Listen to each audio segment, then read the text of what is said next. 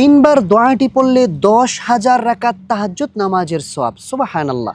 গভীর রজনীতে উঠে আপনি চিন্তা করেন, গভীর রজনীতে উঠে আপনি ওযু করে তাহাজ্জুদ পড়বেন, তার চেয়ে আপনি যদি শুধুমাত্র তিনবার দোয়াটি পড়তে পারেন, 10,000 রাকাত তাহাজ্জুদ নামাজ পড়লে যেই সওয়াব হইতো সেই সওয়াব আপনার আমলনামায় দিয়ে দেওয়া হবে। সুবহানাল্লাহ।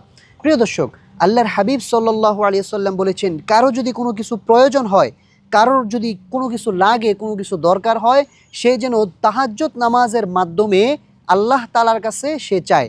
গভীর রজনীতে উঠে ওযু করে 2 রাকাত তাহাজ্জুদ, 4 রাকাত অথবা 6, 10 রাকাত তাহাজ্জুদ নামাজ পড়ে আল্লাহ পাকের কাছে কিছু আপনি চাইবেন, তাহলে আল্লাহ পাক রব্বুল আলামিন সঙ্গে সঙ্গে আপনাকে সেই জিনিসটা দিয়ে দেবে ইনশাআল্লাহ।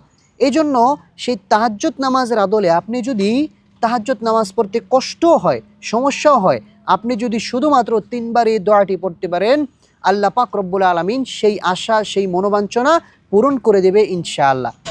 তবে আমরা অনেকে ঘুম থেকে উঠতে পারি না, ভোররাত্রে অনেক সমস্যা হয়। যদি আপনি বিতির নামাজের পূর্বে, এশার নামাজের পরে আপনারা যদি শুধুমাত্র 2 রাকাত এক্সট্রা তাহাজ্জুদ হিসাবে পড়েন, পরে আল্লাহ তাআলার কাছে কিছু চান, আল্লাহ তাআলা আশাবাদী ইনশাআল্লাহ সম্পূর্ণ আল্লাহ তাআলা দিয়ে দেবে আপনাকে। আপনার কি প্রয়োজন, আপনার টাকা পয়সা, দান দৌলত, যাহা কিছু প্রয়োজন থাকুক না কেন, সকল প্রয়োজন আল্লাহ তাআলা মিটিয়ে দিবে। যদি আপনি 2 রাকাত তাহাজ্জুদ নামাজ পড়ে এই দোয়াটি মাত্র 3 বার পড়েন, মাত্র 3 বার পড়বেন, আল্লাহ পাক রব্বুল আলামিন আপনার মনের আশাকে পূর্ণ করে দিবে। তবে যখনই আপনারা তাহাজ্জুদ নামাজ পড়বেন, চেষ্টা করবেন একটু লং করে পড়ার জন্য।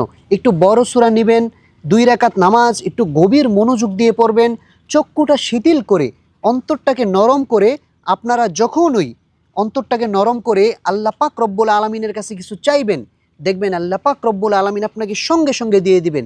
তাহাজ্জুদের নামাজটি 2 রাকাত আপনি শেষ করে আপনি সঙ্গে সঙ্গে বসে মুসল্লায় আস্তাগফিরুল্লাহ, আস্তাগফিরুল্লাহ, আস্তাগফিরুল্লাহ 3 বার পড়ার পর আপনি সুবহানাল্লাহ, সুবহানাল্লাহ 33 বার, আলহামদুলিল্লাহ 33 বার, আল্লাহু আকবার 34 বার পরে লা ইলাহা ইল্লাল্লাহু ওয়াহদাহু লা শারীকা লাহু লাহুল মুলকু ওয়া লাহুল হামদু ইউহয়ী ওয়া ইউমীতু বিয়াদিহিল খায়র ওয়া হুয়া আলা কুল্লি শাইইন কাদির। এটা পড়বেন একবার।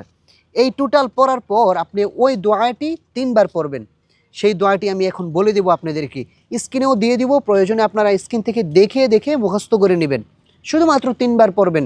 সুবহানাল্লাহি ওয়া বিহামদিহি সুবহানাল্লাহিল আযীম একবার, সুবহানাল্লাহি ওয়া বিহামদিহি সুবহানাল্লাহিল আযীম 2 বার, সুবহানাল্লাহি ওয়া বিহামদিহি সুবহানাল্লাহিল আযীম 3 বার।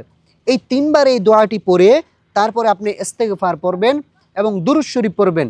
আল্লাহুম্মা সাল্লি আলা সাইয়্যিদিনা মুহাম্মদ ওয়া আলা আলি সাইয়্যিদিনা মুহাম্মদ সালাতান দাইমাতান মাকবুলাতান তুআদ্দি বিহা আন্না হাক্কাহুল আযীম। এই দুরূদটি পড়ে আপনারা আল্লাহ পাক রব্বুল আলামিনের কাছে মনোবাঞ্ছনা করে দোয়া করবেন, আয় আল্লাহ আমার এটা লাগবে, ওইটা লাগবে, যাহা কিছুর প্রয়োজন থাকুক না কেন আপনি আল্লাহর কাছে বলবেন, আপনি আল্লাহ পাকের কাছে বলবেন, সঙ্গে সঙ্গে আল্লাহ পাক রব্বুল আলামিন আপনার সেই দোয়াকে কবুল এবং মঞ্জুর করে নেবে। প্রিয় দর্শক, আজকের এই ভিডিওটি এ পর্যন্তই। দেখা হবে পরবর্তী কোনো ভিডিওতে।